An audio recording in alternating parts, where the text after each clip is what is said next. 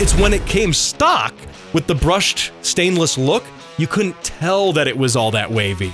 But when you make it shiny by vinyl wrapping it in something glossy, you can see all of the waviness and unevenness in that metal. I put that up on Instagram.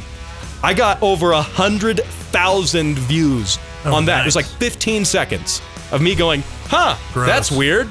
And that's you would not believe the amount of hate and pushback that I got. I didn't even take like an opinion in the video. It's all right. Here's the challenge out there for a Tesla owner. Paint it blue or green so we can get that dumpster can look. The garbage can look there.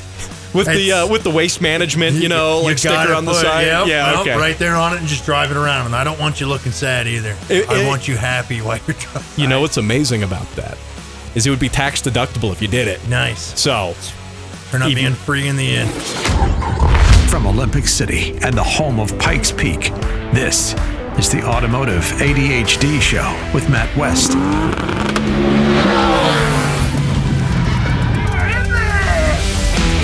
And here we are, rocking it on the Automotive ADHD Show. Matt West here, talking cars with you on the weekend with a special guest joining me in studio. We're doing something a little different today than how we've done it before. I have sitting across from the table here, Jim Miller, just a guy, but he's not just here for one segment or two segments. We're doing the whole show together, and we're going to talk a little bit about Toyota and some of the crazy things going on there with their warranty stuff. I talked about that last week. We're going to get Jim's reaction to that and more, as well as a few other things that might surprise you, because I know they're going to surprise me, because I have no idea what we're going to ultimately going to go with it. This is usually a very prepped show. I don't know if you could tell about the sarcasm there, but usually it's very prepped, and we're ultra prepped now that we have Jim Miller here as well. Just a guy. He ran for mayor. You can hear him on the radio here in Colorado Springs as well. Jim, welcome back to Automotive ADHD. It's good to be back, Matt. Good to be back, and I'm glad I'm a special guest, not a regular guest. Special guest, emphasis on special. So, yep. And of course, we're here in the studios at AM 1460, The Answer. But you can hear this show on several radio stations across southern Colorado. 1400 KRLN, 100.7 The Word, 91.7 KLZR, and right here on AM 1460, The Answer. And I think it is a little bit of an upgrade, because last time we were together, we were in my garage, and you said it looked like a Home Depot had a baby with like an AutoZone. And yes. We were together, just friends. Last time. Garage for two, just friends. Garage for two, just friends. We were there. But this is actually quite classy. I feel like fancy people. I feel like I'm one of those guys that can afford I can buy napkins. I feel like a very fancy man right now. Fancy indeed. And now, of course, you can catch this show on video as well, YouTube and Rumble. So let's talk about this here, which is something I mentioned last week on the show, which is GR Corollas catching fire. Okay, we understand that sometimes with cars, both new and old, they sometimes catch fire, and that's a thing. When you make enough of a certain thing, you're bound to have something go wrong, whether you're Toyota, whether you're Tesla, whether you're Dodge or whatever, right?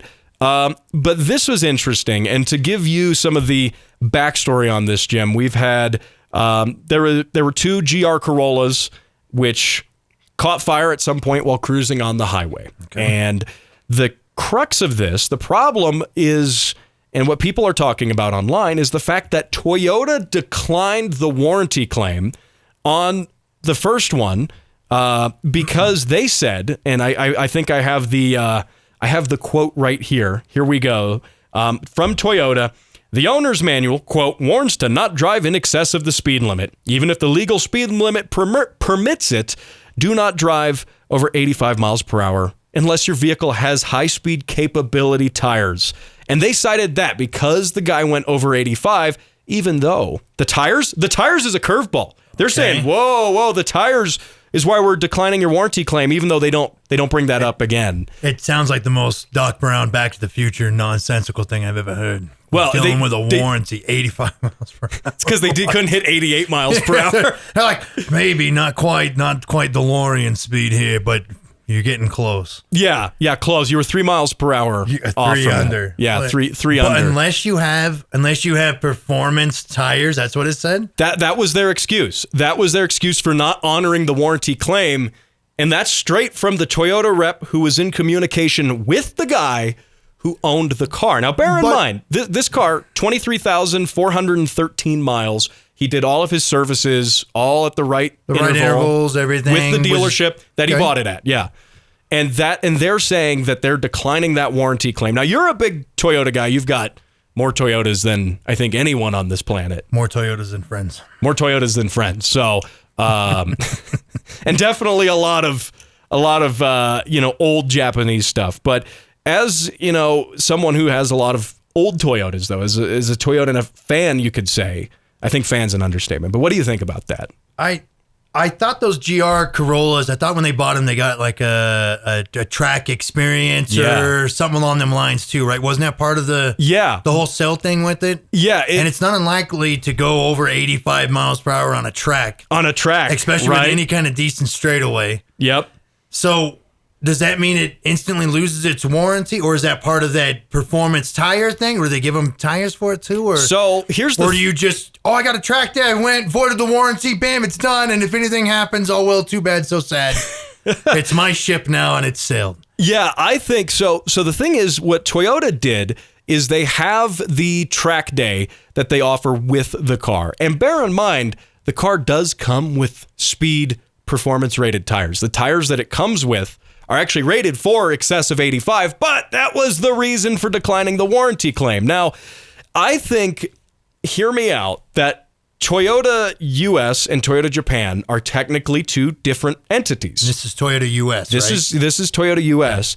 I have a feeling that Toyota Japan is making cool, interesting performance cars that anytime you have a cool and interesting performance car, people are going to drive it hard. And when you drive things hard, whether they're new or old, they might break.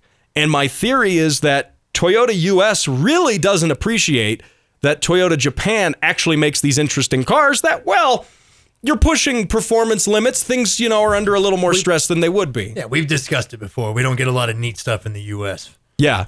But I don't know. This just seems like somebody's just trying not to pay some money. It seems like Toyota US is trying to weasel itself out of some stuff. I mean, like the guy didn't put there's nothing weird, no mods, sloppy stereo system put in. No, he's not one of those guys that's got like 90 LED lights everywhere. You're like, what's happening? You're like, I don't know. It's like a spaceship just landed at the McDonald's drive-in or drive-through. It's none of that kind of stuff. It's not a cajillion things plugged into the cigarette lighter and radar detectors and jammers, the whole windshield covered. It's not a bunch of electrical stuff, and it just caught fire. And it just caught fire. And they don't know why it caught fire. They don't know why. The fuel leak, electrical problem, nothing. They don't know why, but on the second GR Corolla that burned up. Okay. They did Number find, two. They found, quote, and this is from Toyota, a possible hole in the engine block was observed. So, in this other Corolla, very similar circumstances, driving on the highway, dude loses power, pulls over, the car catches fire. He doesn't have a fire extinguisher to put it out, basically consumes the whole car. It just flames on. Nice. Yeah, but get this. Their reason on this one now was they said, and this is stuff, listeners are going to hear this as kind of a recap from last week, but Toyota said, quote, no data could be recovered from the vehicle due to the extensive burn damage, and based on the inspection findings, the cause of the fire could not be determined. Therefore, we can't offer assistance. So because we have no information, we can't help with something. And these are people that have warranted vehicles. And how many miles are on the second one? The second one here had just a little over 9,000 miles. 9,000 miles? 9,000 miles. These are both brand new cars, and they don't want to honor the warranty with the thing? Is there more that we're not hearing about? That's probably the question here. They, from the owners who reached out to several people in the media at this point, they say, at least the owners are claiming that no, there's nothing else, no crazy mods, that the cars were as driven as they were intended. The only thing was on the first car, there was some minor damage to the front end that was reported on Carfax, and apparently it's because a piece of debris fell off a truck and scratched up the bumper cover, so he filed a warranty claim, and they repainted the bumper on it. Okay, so nothing major. Nothing major. This is just out of the box. So what were these cars? The last ones on a Friday Maybe. or something? It's like, or like really early in the serial number is range it the too. first ones? Yeah. Is it? Hey, the assembly lines just started up. Yeah. I don't know. Now I will, to that note, that brings me on a one tangent on that, which is not saying these cars were, but anytime you're buying like VIN number like 001, like people want to have a really early VIN number on like a new car. Yeah. No, you don't. No, you don't. You don't want to be the first one to own it. I can tell you that much. Yeah, there's usually problems. Yeah. So let's hold that thought right there. We're going to go to a break here, but you are listening to the Automotive ADHD Show. My guest in studio, Jim Miller, just a guy, a renowned Toyota fan across Colorado, by the way. There's people, did you know, who call you the Toyota God? No. In my comments. I didn't know that. So, well, nice. Now you do. So I have the Toyota God in the studio with me. We'll be back. Don't go anywhere.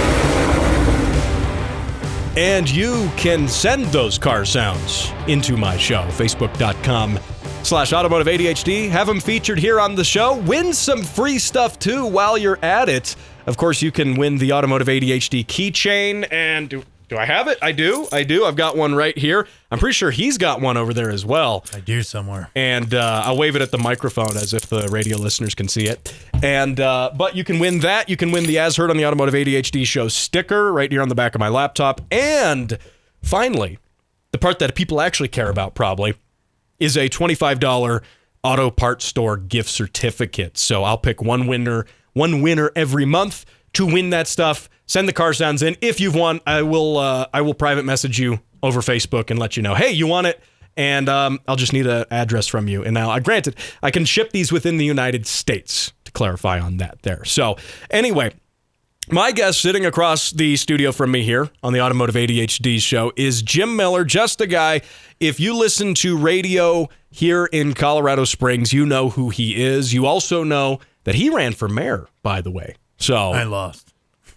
But he did run. I would have voted for you. If had the circumstances been right, I think I would have now. Nice. For round 2, I think I'll definitely vote for you. Nice. I see. I didn't vote for you before because you didn't wave money in front of me or so. No, I'm kidding. Yes. That's not how I voted. Yes. This is an automotive show, sir. Yes. Yeah, absolutely. But that does tie into something I want to talk about. I saw an interesting op-ed on Motor Trend. And, you know, we don't get super political in terms of candidates and stuff on this show. We'll talk a little bit about, you know, politics as they relate to the automotive industry, as they relate to regulations with the EPA, things Laws, like that. Rules, fees, fines, stuff like that. Nonsense. Don't do this with your stuff. No. Exactly. So, you know, we get political in that sense, but I'm not telling you about candidates or things like that. Obviously, we're in a presidential election cycle. But there was this op-ed from Tim Stevens at Motor Trend who said, why rising anti-EV sentiment risks the auto industry's future. That's quite the title there.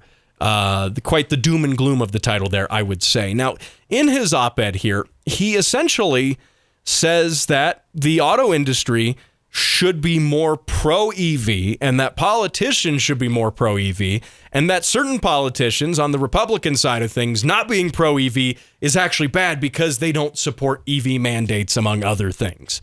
And I think when we get to this discussion, without getting too into the nitty-gritty of this guy said this and this guy said that, which at the end of the day doesn't really matter when you look at fundamentally, you know, your right as a consumer to buy what you want, right? Yeah, buy what you want, make your own decisions. There shouldn't be nobody telling you what you want to or don't want to get. Don't be keeping up with the Joneses. Keeping up with yourself is probably a much more better option. It's a good way to put it. You like stuff, get it. If you earned it, get what you earned. Enjoy whatever vehicles you desire. I don't care if it runs off coal, steam. That's your business, not mine. What we're going to do, start telling like Jay Leno and some of his car collectors, hey, that's a steam-powered car. You can't have that because you're not supporting some other product that I want you to buy or purchase. Right. No. Just buy what you want. Do your thing. Electric vehicles have been around for, 120 years? Yeah, realistically, they have been a very long time. They looked like horseless carriages, I think they used to call them back in the day or something, right, when they first came out? Yep. Same thing with the regular gas-powered cars. In the early days of the automobile, there were a lot of these technologies being experimented with. Certainly, electric was it was absolutely one of them, and so was combustion gasoline, diesel. But they've even had cars that ran on like wood and stuff. Yeah, kind of. And there's a whole Steam way that those and all that. that you would make that work. But we've had the technology for a really long time, and you could argue that, oh, well, companies are only making gas cars because they're only, doing it this way because they want to or because it's cheaper for them. But I would argue that it's determined by the fact of what people want to buy at the end of the day. It's your money. You took your time to earn your money. Get what you want to get. Make your own decisions. Oh, look, if you like electric car, that's good. That's fine. If you like gas cars, you like diesels, get what you like. Purchase what fits your lifestyle, you're doing, your work. Some people use vehicles just to go to work. I'll be honest, I think most of the new electric stuff's kind of an appliance more than a fun vehicle driver thing, but it doesn't matter. I'm not here to tell nobody what to get or don't get. Buy your stuff. Use your money on what you want. You took the time to earn your money. Mm-hmm. You show up to work for all those hours. I'm not here to tell you what to do with your hours of time that you earned your money on. You buy what you want to buy. Right. Get it. Right. And I think when we talk about, EVs, the so-called debate with EVs, which I don't even think there really should be all that much of a debate. It should just be like, oh, I need an EV because I like to do this with it. Here's another product available. If it suits your needs, purchase it. Yep. If you like it, purchase it. It's got too much computer stuff for my taste. I don't want somebody sitting behind a keyboard and you're like driving in the mountains and like, oh, you didn't pay for your subscription, so now you only have like 1/1 trillionth charge, so it takes 5 days to charge it because you didn't do this or you didn't buy the brand tires we wanted, so beep, bop, boop, we shut you off. And you're like, I'm just trying to take a mountain drive to go up and see my great-grandparents or something for the kids, or, oh, it's turned off. You didn't pay your subscription. That's why I don't like them, honestly. Yeah, and I would agree with that. That ties in a lot to when I had Chase Barber from Edison Motors on my show recently. He's making, and if you haven't heard on the show before, you should go back and listen to that episode because it was awesome. And then the bonus episode, we went for like an hour on the bonus episode. But the fact was, he's making diesel electric trucks, semi-trucks, with the intention of doing diesel electric conversions for like 1-ton pickup trucks and stuff. Nice. But he's also doing it with the notion of right to repair being totally baked into it. So saying that, hey, we're going to make this with commonly accessible parts. If you can, and as he said, you can fix it in the bush because we built it in the bush. And I know I've said that before on the show, but that's like a very simple way to explain the sort of ideology behind it.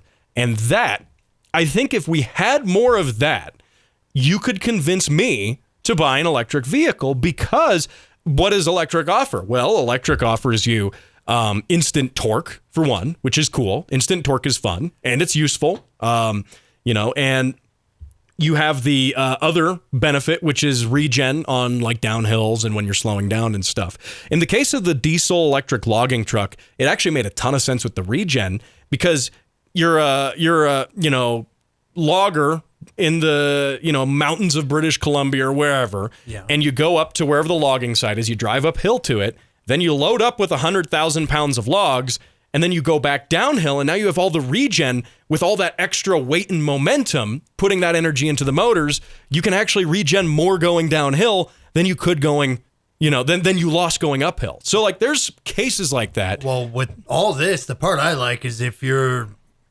I don't know, you can keep the cab you want, retrofit it, because like that would kind of entice me a little more in the electric stuff. If it's like, no, dude, hey, saw you have a extra 86 chassis, or they'd be like, yeah, all right, well, we got electric conversion to it. You can keep everything about the car you like, the type you like, and you modernize. And it's probably more affordable, more available to everybody too if you did it that way. Oh yeah. Instead of forcing you into, oh, you got to get this body style or anything. We all saw the Tesla truck. Paint it green or blue. It looks like a dumpster on wheels. So, and it's funny you mentioned thing is ugly. It's funny you mentioned that because I posted a video from literally from the drive-through of the Monica's Taco Shop here in Colorado Springs, which that's your place. That's my place, man. Free advertisement to Monica's. Free advertisement to Monica's. I'm hoping to get free burritos out of it, but it probably won't work that way. You heard that, Monica's. Matt wants to be sponsored with tacos. Please do. Seriously. I eat there like three to four times a week. So, but I'm not a sellout. I'm definitely not a sellout. Sponsorship opportunities are available on this show should you inquire. By the way, you can.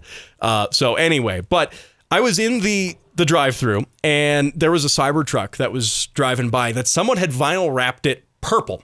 It was like kind of like a shimmery, like a midnight purple almost. Okay. And they'd wrapped it purple. And I thought, wow, that's an interesting color on a Cybertruck. But what I noticed was interesting was how ripply the metal was. So, like how you can like what do they call it? Like oil canning on metal, where it can pop in, pop out if it's warped, and it has that waviness to it. The whole truck had that waviness to it of the metal being uneven. Why? Because the metal was uneven. But it's when it came stock with the brushed stainless look, you couldn't tell that it was all that wavy. But when you make it shiny by vinyl wrapping it in something glossy, you can see all of the waviness and unevenness in that metal. I put that up on Instagram. I got over 100,000 views on that. Nice. It was like 15 seconds of me going, gross. That's weird. And that's you would not believe the amount of hate and pushback that I got. I didn't even take like an opinion in the video. It's all right. Here's the challenge out there for a Tesla owner. Paint it blue or green so we can get that dumpster can look. The garbage can look there.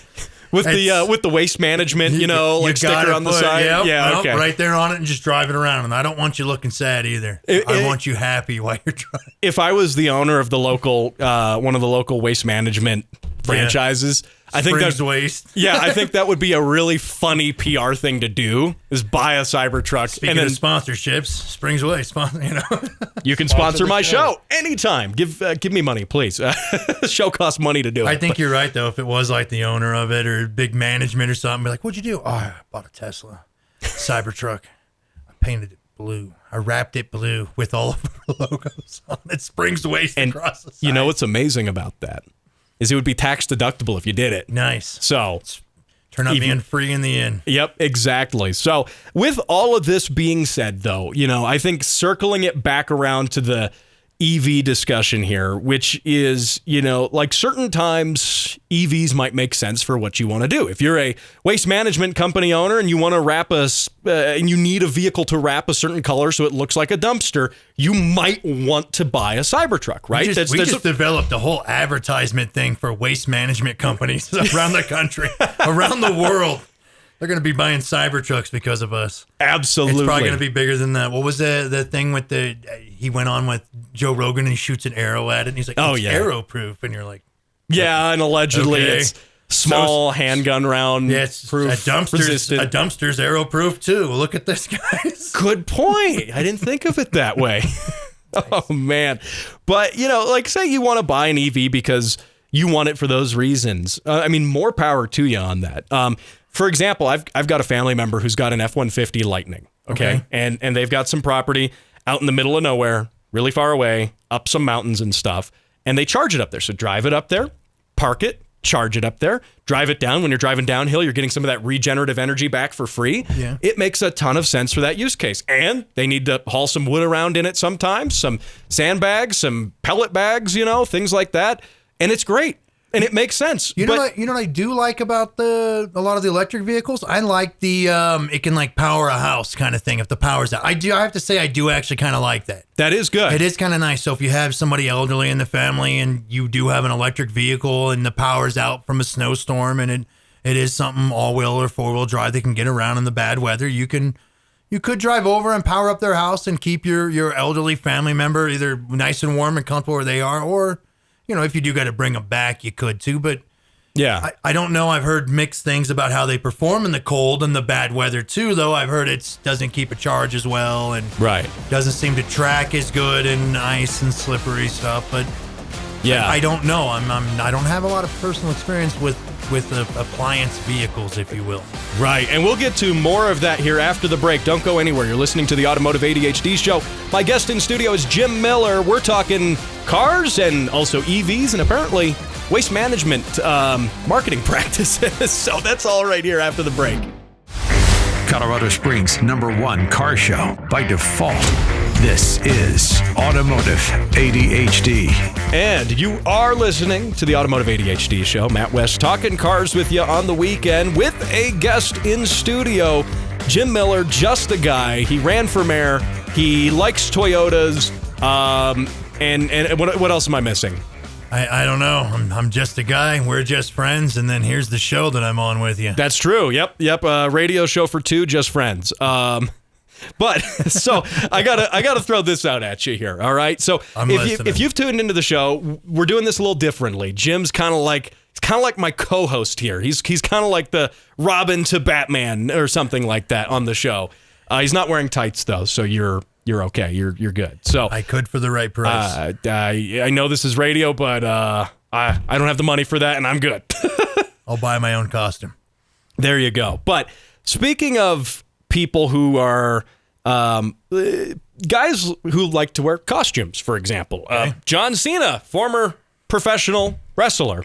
He has he did something kind of odd, for someone who's in a position of fiscal wealth like he is, fiscal abundance. He bought, and this comes by way of The Drive, hat tip to Nico DiMatteo from The Drive for this story. Nice. But John Cena bought a Lamborghini kit car. And after 20 years, just now, he finished the kit car. And it bounced around from shop to shop to shop. And at this point, it is now finally finished, I guess. I mean, Jim, you have a lot of project cars. And did it cost as much to get done as just buying a Lamborghini in the first place? That's 20 years. So I have the amount here. He spent somewhere with in total $409,000 over 2 decades to get a knockoff Lamborghini on the road and running. $400,000 for a Lamborghini that came off of Wish or Temu. Nice. Well, and what's interesting about it, so it's a replica of a Diablo VT Roadster. It's painted yellow. I like the Diablos. Okay. I've never been a big Lamborghini guy. The Diablo, if I had to pick a Lamborghini, wouldn't probably be my first, and a lot of Lamborghini guys really like the Diablo, which is proof that I'm not a Lamborghini guy. I am not a Lamborghini guy, but Diablo does sound snazzy. It does sound snazzy, and they are good-looking-ish cars with Nissan 300ZX headlights, by the way. So it's literally the same. I think it's the same part. You're like, wow, that's a 300ZX with some Lamborghini on it. I'm thinking about it. I don't know what this means, but that's visually how those lights sit like that. Yep. Anybody that's ever seen a 300ZX, that's how those lights sit. It exactly. just throws you off. Yeah. So the question then becomes, who ripped off who? Did Nissan take Lamborghini lights because it was cool, or did Lamborghini take Nissan lights because they were cheap?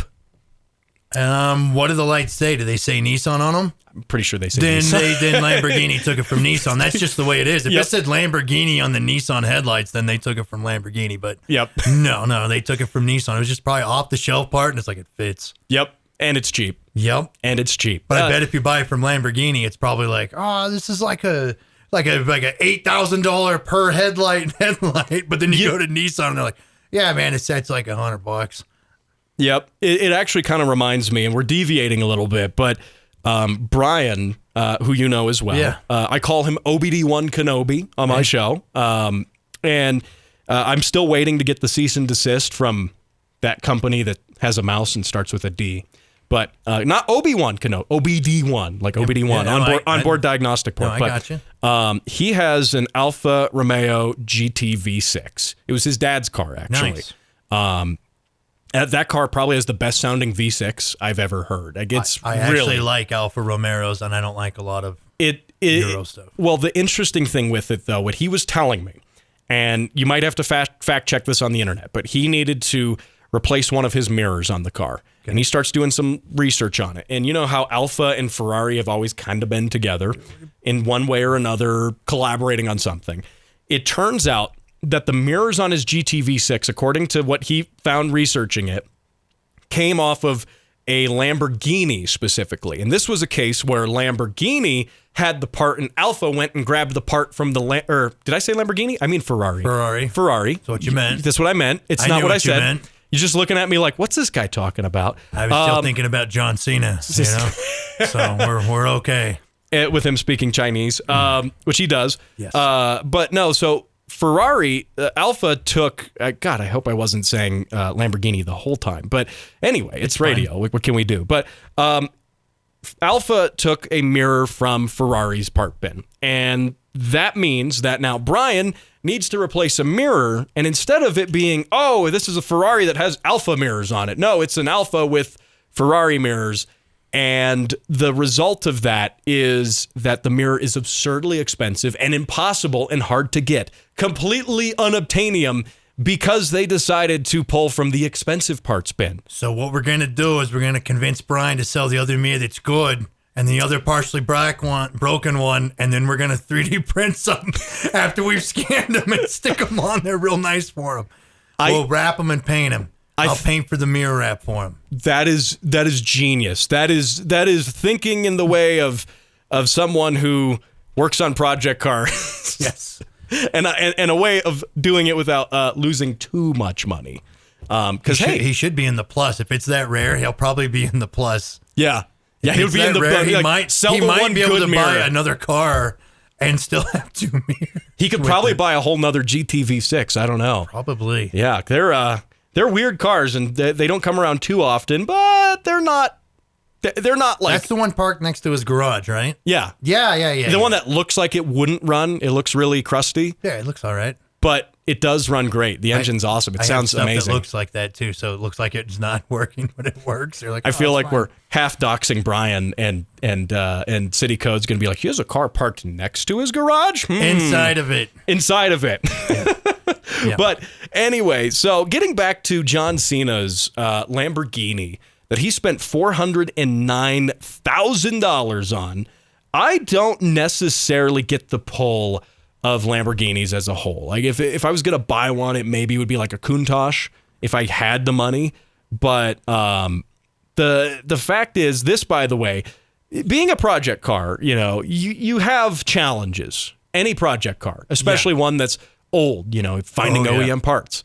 Imagine a project car, though. Like, I kind of don't blame him for it taking 20 years because it's a project car that doesn't exist from an OEM in the first place. It's not like you can go get off-the-shelf parts for this because there are no off-the-shelf parts. You have to kind of make it up as you go along. So wanting your own, very own piece of whatever the heck. Wasn't there a movie like that? They had a Joker car that was like a 370Z or something that was chopped up and a kit put on it, and it's like, there was some kit car thing for it, and there was a whole one-off thing, and there was only so many made or something. So, I don't know. I'm not a big kit car fan. No, and personally, but I mean, for a kit car, that seems like a lot of money, though. It is fairly. But if he did just finish it, let's not forget it's 2024, so $1,000 in 2024 is $100 in 80s money. So, yep. How much if 400,000 is really 400,000? Yeah. Yeah. Now, what they are saying, that 400,000 is adjusted for somewhere in inflation. But the problem is it's a project car, so it's over time. So it's like progressively as inflation happens. Yeah. So, moral of the story, I think expensive is what it is. Yes. It would have been cheaper for John Cena to stay on steroids and say proportionately normal instead of that weird John Cena thing now. And just for the record, though, I do think John Cena's hilarious. I think he makes me laugh a lot. He's a funny guy. He is. And if you're not aware, he drives aside from his Lamborghini kit car, he drives Civics. Yes, he's a car guy. He's a car guy who drives, and that's one thing I love. Which, regardless, we're very big supporters of car people of all financial statures. So whatever. Especially because he's a car guy who's like, I can afford anything. And he goes and buys a Civic. It's like, okay, yeah, it's a Type R, but like, come on, still, it's like you can afford anything. That. You could obtain it. I could obtain it. Every one of the listeners could obtain a Civic Type R if they decided to. Yeah, if you committed yourself, put some money aside, maybe sold something like a kidney. Yep, I was going there. Yep. Part of your liver. Yep. Some bone marrow, maybe. Yes. But anyway, so I do respect that. And you know what? Commitment for the project car. He finished it. He finished it, which That's is more better than us. That's more than I can say. That is better than me. That is better than you. Because we have that problem where it's like, what is that? Project car. What'd you do now? Another project car. What'd you do now? Another project car? And what are you doing? And another project car. And that is the cycle. Hey, don't go anywhere. You're listening to the Automotive ADHD Show. We'll be right back.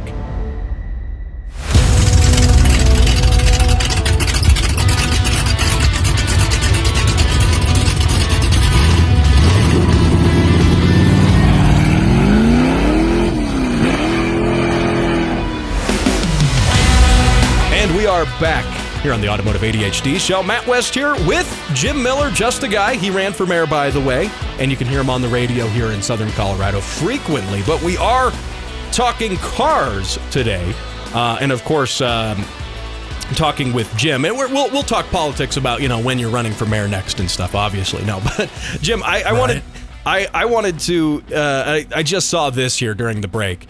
There was a Lexus LFA on Copart, so like insurance auction, like Copart, typically. Yeah, Copart already sounds sketchy, so I'm listening, though. Yep, insurance auction, so usually these cars have been wrecked or they've been flooded. Yeah. But this one appears to have been wrecked, but the engine and everything, and it's not wrecked really bad. It looks like it took a hit on the passenger door, like maybe it spun into a light. So the driver's okay. Yes, hopefully. One would hope. You never know with these Copart cars, but the fact is, the Lexus LFA, if and listeners are unaware, this is Lexus's perhaps greatest automobile, their pinnacle, their halo car. Yes. That, this was Lexus's supercar. They spent over a decade just developing this one car, and it's got a 4.8 liter V10 that does 9,000 RPM, and it was developed with the help of Yamaha, by the way, who has developed a lot of stuff with Toyota. The 4A GE the as well. Yamaha makes good heads. Actually, they even did the Taurus, the SHO. The Taurus, SHO. Yes. Yamaha's been around. They've been around. Good dirt bikes too. Good street bikes as well, but better dirt bikes than street bikes. Oh yeah. Well, and they really Yamaha makes pianos. Yeah, and they make the engine in the V8 Volvo XC90 of all things. So okay. Like. Why? That's way more your realm. That's Volvo stuff. That's all you. But that's one of those. It's amazing, though. It's a curveball. But they helped design this engine. And here's what's interesting to me is this LFA, which, they're incredibly rare. They're impossible to get. They only made so many of them. Ones that are, and they went out of production very quickly. There was sort of just a short run. And people have on these cars, they've sold for a huge amount of money now. Yeah. Right? Because the LFA was new back in I think 2012. And that being said, this one, which does appear to be, I hesitate to say totaled, it's got some damage to the rear end as well, but it is currently on Copart for $40,000, which makes it a prime candidate for a motor swap. Taking that LFA, where are you going to get the 9,000 RPM V10 out of an LFA and swap it into a Celica? I don't know. I don't know. But what year is this one? This one is a 2012. How many miles are on? They're usually low miles. They're usually very low miles. I'm not seeing that they have the mileage Wasn't reported. there a thing with the LFA concept coming out? And it was around the time, too, they were talking about the Supra, so it was getting mixed up. People thought it was... Yeah, the at Supra the time. for a minute, and it looked really good. And it was, that looks like a really good Supra. Then they came out with what we got, and they're like, In a sense, the LFA is a very exciting car because of the performance and the rarity of it. But in that sense, it's also kind of disappointing because it, at the time, we wanted another Supra. It was basically another Lexus LS400. 10 years, great technology, yada, yada, 10 years to come out, and it's outdated. Yep. Not only that, it's also even when it was new, a very expensive car. Yes. Not a car, an affordable sports car. This is the one that, if I remember right, it was on Top Gear or something, and Clarkson loved this thing. Yes, he did. Because I remember they came out and he was driving and he's like, I don't like that I like it, kind of thing. And he's like, but I really like it. That's right. I'm kind of flashing back, a little over a decade here, trying to remember some car stuff from over a decade ago. I'll wave there it is so you can see. Oh, okay. Yeah, that passenger side does not look healthy. You're going to want to take everything off of that. Yep. You know what? But, though, if you do get it, go put that in one of those Mark IV Super or Mark V Supras, huh? Those the Zubra, whatever it is, the BM Supra, the BMW, the BMW Supra, whatever we're calling it. I have a shell. Yeah. And an LFA engine swap for $40,000. Watch this come up on Facebook Marketplace. No low ballers. LFA V10 engine, just the drivetrain. Right. I think that would be sweet, though. So, I mean, I wasn't planning on talking about this, but I thought it was worth mentioning just because imagine the project car swap potential. Yeah, but it's Copart, too, so it makes it always kind of sound... Any of us that do car stuff know, like, Copart's like, it's either okay or it's garbage. True. That's just how it is. That's the Copart way. That should be their motto. And you have to buy it to find out. Yeah. What'd you do? I bought it. What happened? I found out. Yep. So I don't know. I think even this is one of those things. How do you value it? Because you know what? When was the last time another wrecked LFA showed up? When was the last time anyone had an opportunity to buy an LFA engine? Pretty much never. I don't know. In the history of these cars, I'm sure one's been wrecked before, but man, if you had to be a really, really good body guy to be fixing that, though. That's looking pretty haggard out. That's rowdy. I'm saying ditch the whole thing. I just want the engine. Yeah, no, I agree. And then we'll get Brian to tune it. Right. Yeah, there you go. On a $200 standalone. Nice. So open cheap, source for the win. Yep, a Speedduino or a Rusty FI. So, but that might be a good swap into a newer Supra. If someone's got a shell, a roller, just be like, "What did you do? I got this, and the LFA got you going in here. Throw a manual behind. Man, that would be. It would require some work, but. You'd be like, I have an LFA engine. People would be like, no way. And then you rev it. Okay, yep. You do. It's an LFA engine, yeah. So anyway, moving on here. We got about 4 minutes left here, but I want to talk about something. I teased this last week on my show, and then I ran out of time, which is why I'm getting to it at the end of this show, obviously, at the very end. But this is BMW. Speaking of the BMW Supra, not specifically the Supra, but I am calling them out for that. But they have, and they did this thing a little while back where they had a subscription fee for the heated seats in some of their cars. And so like you pay a monthly subscription online and then you can use the heated seats, even though they're physically there in the car. They did that. That got so much backlash. They tried that, I believe, in the Korean market first, and that got so much media backlash. They're like, we're not going to push that out to the U.S. market. But as it turns out, this comes from... Alex Kirsten at Motor Trend, that BMW has been doing this in the U.S. except with active suspension, their adaptive suspension.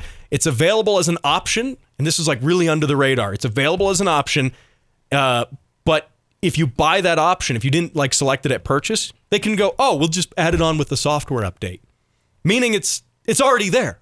So you it's already have just like downloadable content. It's like buying what is BMW, like the EA of car companies now? Right. Well, microtransactions, you already purchased the vehicle. Here's some more stuff to purchase with your purchase you already made. And I'm assuming these are the more high-end things with the active suspension in the BMW line, correct? Correct, yeah. So you already spent a lot of money. Yep.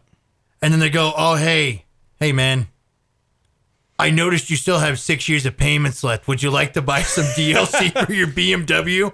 We're trying to become the EA games of automotive vehicles. Them and Tesla, because Tesla's famous for this too, where they have their autopilot feature, something the car is Didn't they have something with their charging too? Like if you didn't pay for something or you didn't do something the way Tesla wanted, it'd turn out being it charges really slow then?